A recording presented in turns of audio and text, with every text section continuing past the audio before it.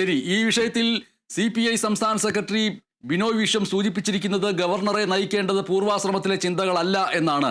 ഭരണഘടനയാണ് ഗവർണറെ നയിക്കേണ്ടത്. ഏതോ ഒരു സ്ത്രീയുടെ ചിത്രമാണ് രാജ്ഭവനിലുള്ളത്. മണ്ണാണ് ഞങ്ങളുടെ ഭാരതാംബ. ഗവർണറുമായി എന്തായാലും ഈ വിഷയത്തിൽ സംഘർഷത്തിനില്ല എന്നാണ് ബിനോയ് വിശ്വം പറയുന്നത്.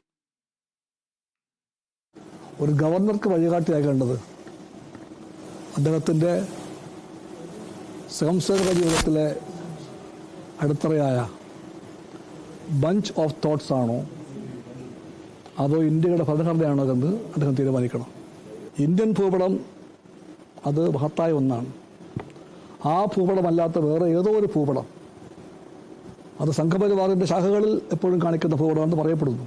ഇന്ത്യക്കറിയാത്ത ഏതോ ഒരു സ്ത്രീയുടെ ചിത്രമാണ് ഇന്ത്യയെന്നും അതാണ് ഭാരതമാതാവ് എന്നൊക്കെ പറയുന്ന ആ വാദങ്ങൾ എത്രമാത്രം ഇംപ്രോപ്പറാണെന്ന് അപ്പോൾ ബഹുമാനപ്പെട്ട ഗവർണർക്ക് ബോധ്യപ്പെട്ടേക്കാം. ഞങ്ങൾ ജയ് വിളിക്കും ഭാരതമാതാവിന്.